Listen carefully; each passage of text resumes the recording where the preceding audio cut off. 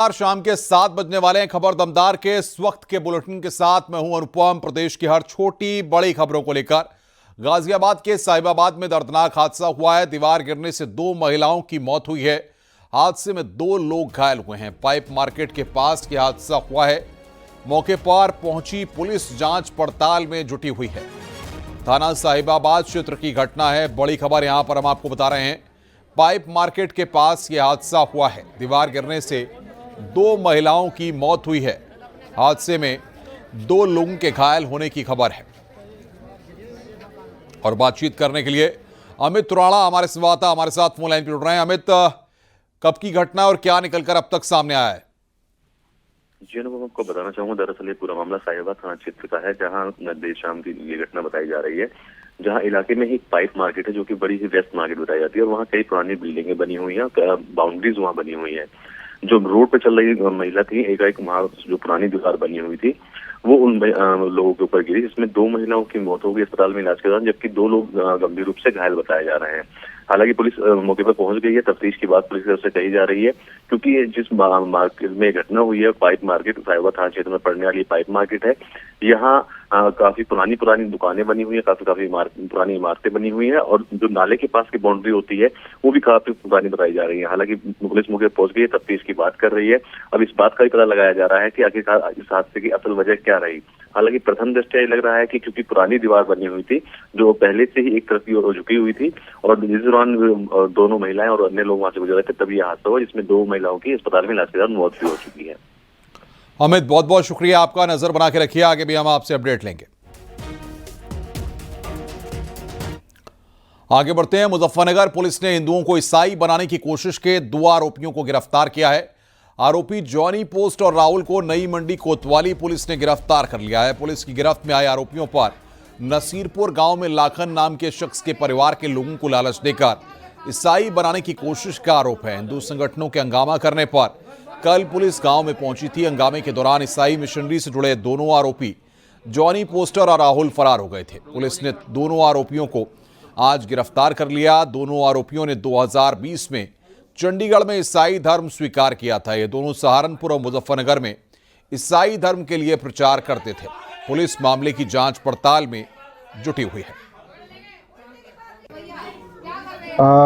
कल शाम के समय नई मंडी पुलिस को सूचना प्राप्त हुई थी कि नसीरपुर गांव में लाखन नाम के व्यक्ति के घर पे कुछ व्यक्तियों द्वारा धर्म परिवर्तन की कार्रवाई की जा रही है। सूचना पर तत्समय नई मंडी पुलिस पहुंची थी। मौके से जो धर्म परिवर्तन कराने वाले लोग वहां से जा चुके थे। पूरे प्रकरण की जानकारी ली गई और जो पीड़ित व्यक्ति था थाने लाकर पूछताछ की गई। उसने थाने पर तहरीर दी। तहरीर पे सुसंगत धाराओं पे धर्म परिवर्तन का मुकदमा पंजीकृत कर दिया गया था। संभल में ग्राम समाज की जमीन पर अवैध कब्जे को हटाने की कवायद शुरू की गई है। सीएम के मुख्यमंत्री जनता दर्शन में संभल में ग्राम समाज की 90 बीघा जमीन पर अवैध कब्जे की शिकायत की गई थी। शिकायत के बाद राजस्व विभाग की टीम पैमाइश को पहुंची। मामला संभल तहसील के गांव हसनपुर मुजफ्ता का है। नायब तहसीलदार ने जमीन को कब्जा मुक्त कराने का भरोसा दिया है। एक मुख्यमंत्री जनता दर्शन में गोपीचंद प्रजापति द्वारा शिकायत की गई कि हसनपुर मुजफ्ता के 2 दर्जन से अधिक चकबंदी के समय के जो घाटे हैं उन पर कब्जा कर लिया गया, जिसकी स्थल पर जांच कराई जा रही है। पैमाइश सीमांकन करा के कब्जा मुक्त कराया जाएगा। चंदौली पुलिस ने फर्जी डॉक्यूमेंट पर जमानत कराने वाले गिरोह का पर्दाफाश किया है। पुलिस ने गिरोह के 16 लोगों को गिरफ्तार किया। अभी 28 और पेशेवर जमानतदारों पर कार्रवाई की जानी है। सदर थाना अध्यक्ष संजय सिंह की तहरीर के आधार पर यह कार्रवाई हुई है। पुलिस के अनुसार कई मामलों में एक ही शख्स अलग अलग लोगों की जमानत करा चुका है। पेशेवर जमानतदार रुपयों के लालच में यह काम कर रहे थे। देखिए, जनपद चंदौली पुलिस द्वारा, जिसमें सभी राजपत्रित अधिकारी और सभी थाना प्रभारी द्वारा संयुक्त रूप से एक विशेष चेकिंग का अभियान चलाया गया, जिसमें कुछ जमानतदार जो लगातार 2 अपराधी या उससे अधिक अपराधियों की बार-बार जमानत देते थे, उन सबका सत्यापन किया गया, जिसके तहत हम लोगों ने आज 16 जमानतदारों को गिरफ्तार किया गया है, जो बेसिकली पेशेवर हैं, जिनके द्वारा बार-बार जमानतें या तो एक ही संपत्ति के विरुद्ध या फिर उनके द्वारा कोर्ट को गुमराह करते हुए कि वो जमानत अभियुक्त को जानते हैं। ये सारे चीजों के जो अभिलेख थे उनके द्वारा गलत प्रस्तुत किए गए कोर्ट में, जिसके तहत इन 16 अभियुक्तों को 16 जमानतदारों को हिरासत में लेके गिरफ्तार किया गया है। बहराइच में 6,000 की रिश्वत लेते हुए राजस्व निरीक्षक को गिरफ्तार किया गया। राजस्व निरीक्षक ने किसान से खेत की पैमाइश के लिए रिश्वत की मांग की थी। पीड़ित किसान दीनानाथ की शिकायत पर एंटी करप्शन टीम गोंडा में कार्रवाई की। राजस्व निरीक्षक राममिलन को रिश्वत लेते रंगे हाथ गिरफ्तार कर लिया गया। मामला पयागपुर तहसील का है। आरोपी राजस्व निरीक्षक के खिलाफ विशेषरगंज थाने में केस दर्ज कराया गया है। जी, मैंने पैमाइश कराया था तो कानून गौर साहब ने वहाँ पे रिश्वत मांगा था मेरे से। क्या नाम है कानून गौर साहब का? राममिलन। क्या मांगा था आपसे? 6,000 रुपये। तो आपने 6,000 रुपये दिए थे उनको? जी। कब दिए थे? आज दिए। एंटी करप्शन टीम आज पकड़ी है उनको? आज पकड़ी।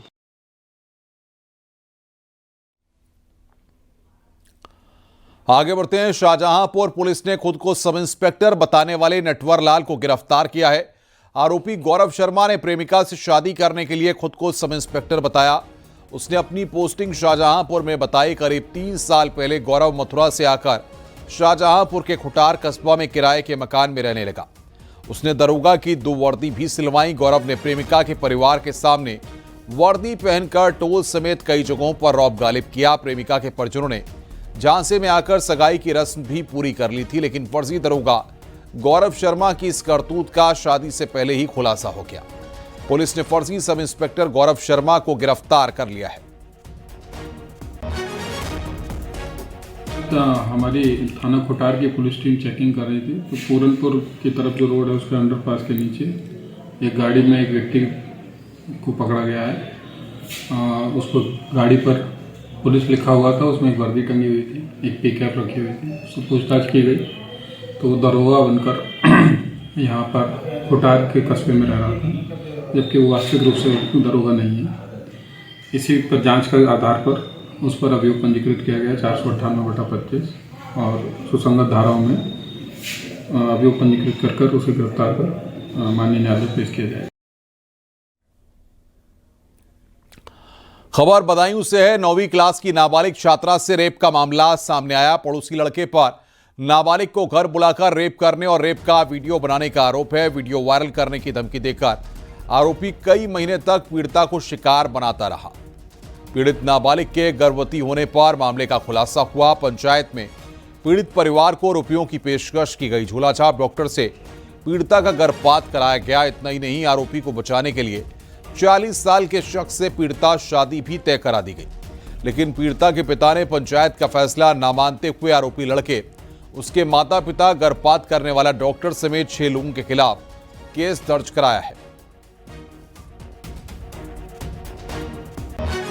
गलत काम किया था तो इसने मेरी वीडियो बना ली थी। तो धमकाता था कि तेरी वीडियो वायरल कर दूंगा, किसी से कह देगी तो मैं धमकाए में आ गई थी। इसी बहाने से मुझे रोज बुलाता था। कभी कभी मैं नहीं जाती थी जो ये धमकी दे देता कि तेरी वीडियो वायरल कर दूंगा। तो क्या कहते हैं, तो इसमें घर आ गई थी। तो ऐसे ऐसे बुलाता था। ये थाना बिचौली के एक ग्राम में एक दुष्कर्म की एक बालिका के साथ सूचना आई थी। उस सूचना पर वादी की तहरीर पर थाना बिचौली पे अभियोग पंजीकृत किया गया है और जिसकी विवेचना की जा रही है और जो भी इसमें विवेचना में जांच में आएगा।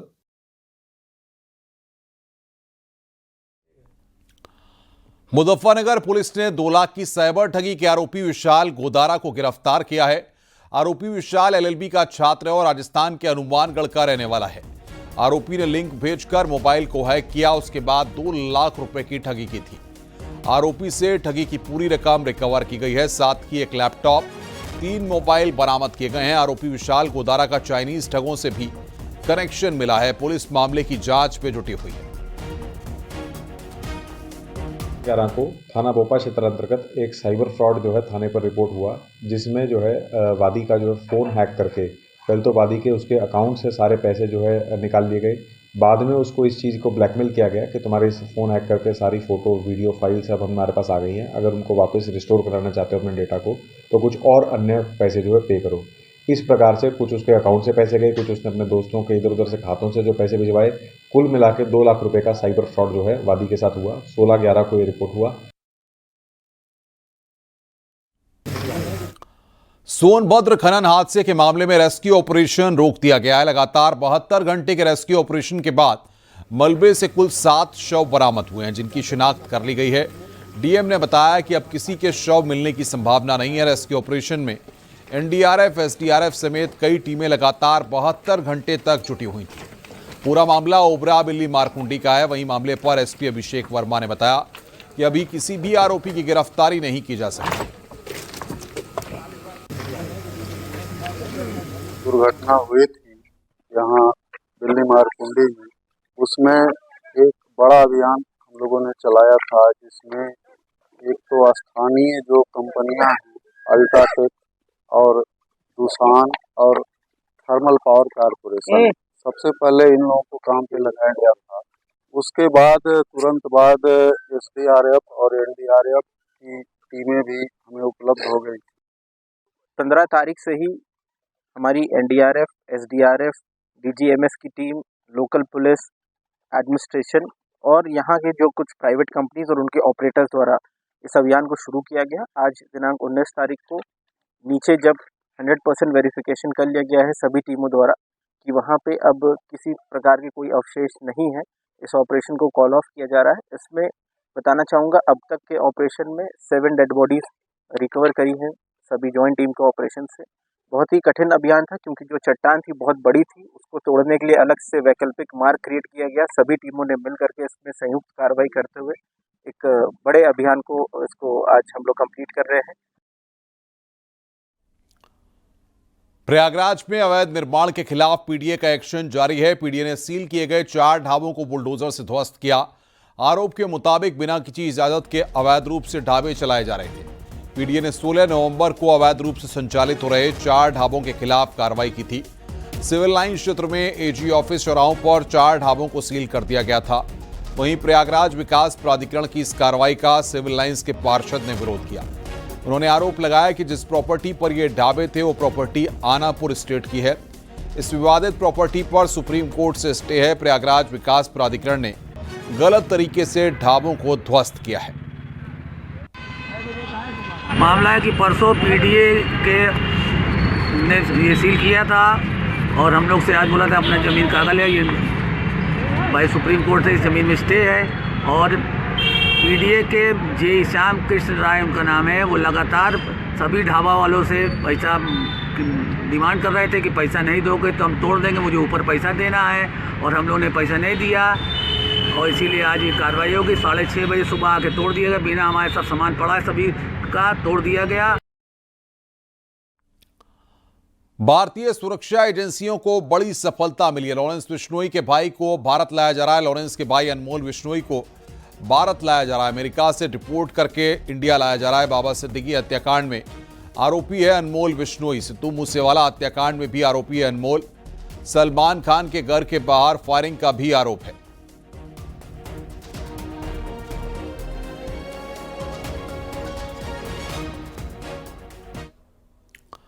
राज्यपाल आनंदीबेन पटेल ने दिल्ली आतंकी धमाके पर चिंता जताई है। राज्यपाल आनंदीबेन पटेल ने कहा कि दिल्ली बम धमाका हमें गंभीरता से सोचने पर विवश करता है।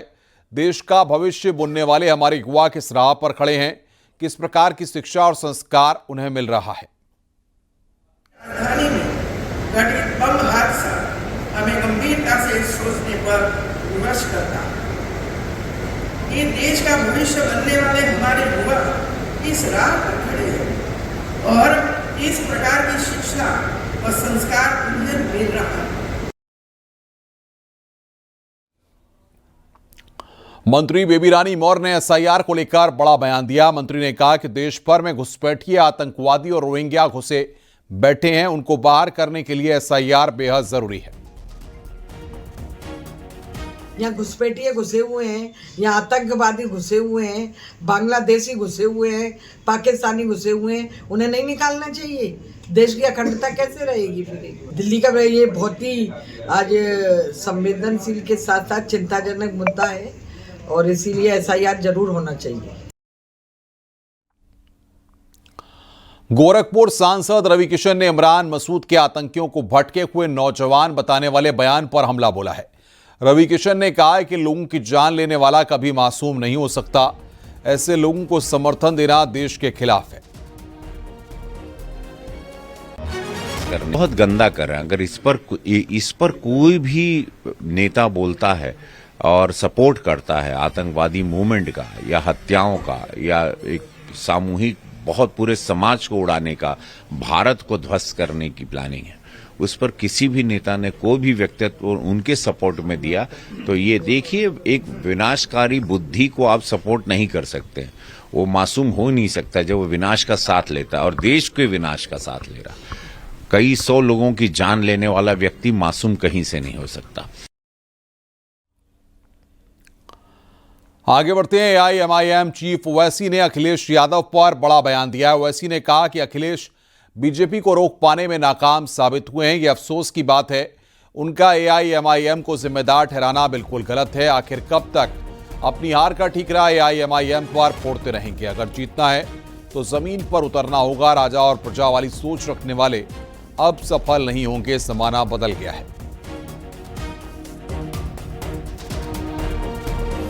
अगर आप ये समझते कि मुझे गाली दे के मुझ पर पत्थर मारकर, मुझ पर उंगलियां उठाकर, मुझे कुछ बोलकर आपका गम हल्का हो जाता है तो बी माई गेस्ट।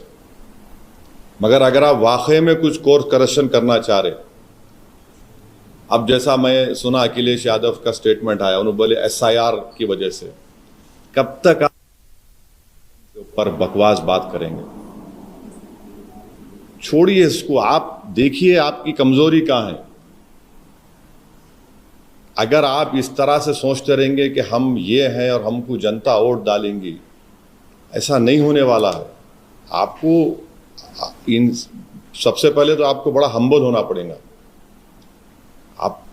अगर आप ये समझेंगे कि हम राजा हैं और वोटर हमारी प्रजा है तो वो जमाना खत्म हो गया। बिहार में 20 नवंबर को शपथ ग्रहण है। 20 नवंबर को नीतीश सरकार का शपथ ग्रहण होगा। शपथ ग्रहण समारोह में PM मोदी शामिल होंगे। अमित शाह, राजनाथ सिंह, JP नड्डा भी शामिल होंगे। यूपी के CM योगी आदित्यनाथ भी शपथ ग्रहण में शामिल होंगे। उत्तराखंड के CM पुष्कर सिंह धामी भी समारोह में जाएंगे। तो तमाम नेता यहां पर शपथ के साक्षी बनेंगे। मोहन यादव, भजनलाल शर्मा, देवेंद्र फडणवीस, ये हम आपको बता रहे हैं कि शपथ के साक्षी बनेंगे। मुख्यमंत्री योगी आदित्यनाथ अयोध्या के दौरे पर थे। उन्होंने सबसे पहले हनुमानगढ़ी में दर्शन पूजन किया, फिर राम मंदिर पहुंचे, रामलला की आरती उतारी। दर्शन पूजन के बाद CM योगी ने मंदिर परिसर का जायजा लिया। 25 नवंबर को धर्म ध्वजा की स्थापना होनी है। PM मोदी धर्म ध्वजा की स्थापना करेंगे। उससे पहले आज रिहर्सल किया गया। ध्वजारोहण के रिहर्सल में भी CM योगी शामिल हुए। 25 नवंबर के कार्यक्रम की तैयारियों का जायजा लिया गया। स्थलीय निरीक्षण के बाद CM योगी ने स्थानीय जनप्रतिनिधियों और अधिकारियों के साथ मीटिंग की और जरूरी दिशा निर्देश दिए।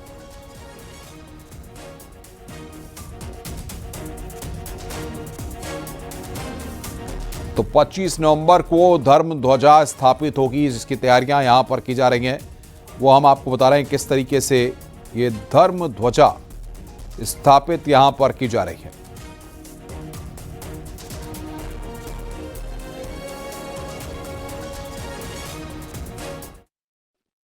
वो जाकर प्रार्थना करेंगे और विशेष रूप से उन्होंने आग्रह किया है कि सभी ऋषियों के उनके प्रार्थना के समय पूरी व्यवस्था पुजारी इत्यादि की होनी चाहिए। वो तो यद्यपि पुजारी वगैरह तो रहते हैं, लेकिन यह कार्यक्रम में संकेत है। शेषावतार मंदिर भी जाएंगे और उसके बाद प्रधानमंत्री जी का कार्यक्रम मंदिर में होगा, आप सभी जानते हैं। उत्तर प्रदेश में SIR की प्रक्रिया चल रही है। रक्षा मंत्री राजनाथ सिंह ने लखनऊ में SIR फॉर्म भरा, तो CM योगी ने आज गोरखपुर में SIR फॉर्म भरा। यूपी मुख्य निर्वाचन अधिकारी नवदीप रिनवा ने कहा है कि बीएलओ 4 दिसंबर तक घर घर में जाकर एसआईआर फॉर्म बांटेंगे। इसके अलावा चुनाव आयोग की वेबसाइट के जरिए ऑनलाइन भी एसआईआर फॉर्म भर सकते हैं। एसआईआर फॉर्म भरने वाले हर व्यक्ति का ड्राफ्ट वोटर लिस्ट में नाम होगा। 9 दिसंबर को ड्राफ्ट वोटर लिस्ट आएगा। एसआईआर के लिए सिर्फ आधार काफी नहीं है, आधार के साथ दूसरे दस्तावेज भी देने होंगे। पहला डॉक्यूमेंट तो सबसे इजी और पहला डॉक्यूमेंट तो 2003 की वोटर लिस्ट। अगर आप फॉर्म भरते समय मान लीजिए आपको नहीं पता चला लेकिन बाद में मिल गया, वो भी दे सकते हैं। उसके अलावा जो लिस्ट है, जो हम एन्यूमरेशन फॉर्म देने, इसके पीछे ही वो लिस्ट भी छपी हुई है। जब नोटिस जाएगा उसमें भी रहेगा कि क्या दे सकते हैं। उसमें जन्म प्रमाण पत्र, स्थायी निवास प्रमाण पत्र, परिवार रजिस्टर, पासपोर्ट, जाति प्रमाण पत्र, मकान या ज़मीन आवंटन पत्र, इस तरह की चीज़ें दे सकते हैं। जो डॉक्यूमेंट्स के लिस्ट में जो आपने कहा, माननीय सुप्रीम कोर्ट ने कुछ कंडीशंस के साथ उसको कहा था कि आधार का जो यूज़ है वो आधार एक्ट के हिसाब से ही होगा। और आधार एक्ट स्पष्ट कहता है कि ये नागरिकता का प्रमाण नहीं है पहला, और ये डोमिसाइल या आप कहाँ रह रहे हैं इसका भी प्रमाण नहीं, ये आपकी आइडेंटिटी का प्रूफ है।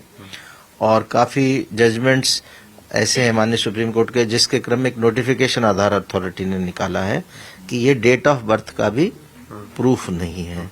तो आधार दे सकते हैं, हम खुद अपने फॉर्म में आधार मांग रहे हैं, लेकिन उसके अलावा भी एक कोई डॉक्यूमेंट देना पड़ेगा। खबर रामपुर से है। आजम खान के बड़े बेटे अदीब आजम आज जेल पहुंचे। अपने पिता और भाई से मिलने के लिए पहुंचे अदीब की मुलाकात सिर्फ भाई अब्दुल्ला से ही हो पाई है। जेल से निकलने के बाद अदीब आजम ने कहा कि मैंने दोनों के लिए पर्ची लगाई थी, लेकिन आजम खान से मिलने नहीं दिया गया। अब्दुल्ला से कराई पर्ची लगाई थी आपने? सुबह पर्ची लगाई, दोनों के नाम की लगाई थी? हाँ लगाई थी, लेकिन वालिद साहब से मुलाकात नहीं थी। बस एक बेटा बाप से मिलने आया था, भाई से मिलने आया था। ठीक है, तब अब्दुल्ला से करी, बब्बा से मुलाकात होने भी नहीं दी। परेशान तो है ही परेशान। और रामपुर से खबर आ रही है, आजम अब्दुल्ला की जेल बदल सकती है। दूसरी जेल में शिफ्ट करने की रिपोर्ट भेजी गई है।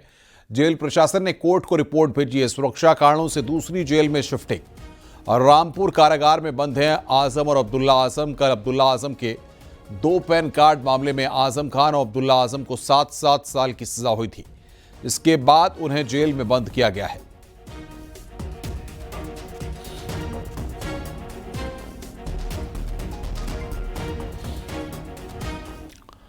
आजम खान की सजा पर समाजवादी पार्टी के महासचिव रामगोपाल यादव ने न्यायपालिका पर सवाल खड़े किए हैं। रामगोपाल ने कहा है कि न्यायपालिका अब दबाव में काम कर रही है। वहीं बीजेपी के प्रदेश अध्यक्ष भूपेंद्र चौधरी ने कहा है कि जैसी करनी वैसी भरनी। साहब के खिलाफ लगातार साजिश चल रही है, पूरा देश साजिश कर रहा है, बड़े लोग साजिश में शामिल रहते हैं। इसलिए जो फैसले देते हैं वे अलग से बात करो तो कहते हैं क्या करें, बहुत दबाव है, हमारी नौकरी मसले हो जाएगी करना। ये स्थिति हो गई जजों की। जजों के ऊपर इतना कार्यपालिका का दबाव हो गया है। आजम खान जी के मामले में तो कहना ये कि जैसी करनी वैसी भरनी। देश की न्यायपालिका में सबको विश्वास है, और जिस प्रकार से आजम खान जी ने अपने बेटे को विधायक बनवाने में जल्दबाजी की, कानून का उल्लंघन किया, तो कानून का डंडा उनके ऊपर चला। आतंकवादी संगठन जैश ए मोहम्मद से जुड़े अदील की सहारनपुर से गिरफ्तारी के बाद जिले में सुरक्षा एजेंसियों ने सतर्कता बढ़ा दी है। जिले भर में किराएदारों का सत्यापन अभियान चल रहा है। थाना स्तर पर विशेष पुलिस टीमों का गठन किया गया है, जो घर घर जाकर किराएदार के दस्तावेजों का सत्यापन कर रही है। अब तक जिले में 20% से ज्यादा किराएदारों का सत्यापन पूरा किया जा चुका है। मकान मालिकों की सुविधा के लिए पुलिस ने यूपी कॉप ऐप उपलब्ध कराया है, जहां मकान मालिक अपने किराएदार से संबंधित जानकारी खुद अपलोड कर सकते हैं। 15 नवंबर से 21 नवंबर तक सहारनपुर मंडल के 3 जिलों में विशेष किराएदार सत्यापन अभियान चलाया जा रहा है। पुलिस टीमें मकान मालिकों से संपर्क कर किराएदारों के पहचान पत्र, मकान में रहने की अवधि और उनके क्रिमिनल इतिहास की भी जांच कर रही है। इसमें अवगत कराना है कि दिनांक 15 नवंबर से 21 नवंबर तक श्रीमान पुलिस उप महानिरीक्षक सहारनपुर परिक्षेत्र महोदय द्वारा सहारनपुर परिक्षेत्र के तीनों जनपदों में एक किराएदार सत्यापन अभियान चलाया जा रहा है, जिसमें कि जनपद के समस्त थाना क्षेत्रों को में निवास कर रहे जितने भी मकान मालिकों से इसमें जो भी उनके किराएदार उन्होंने अपने मकान में निवासित कराए उनका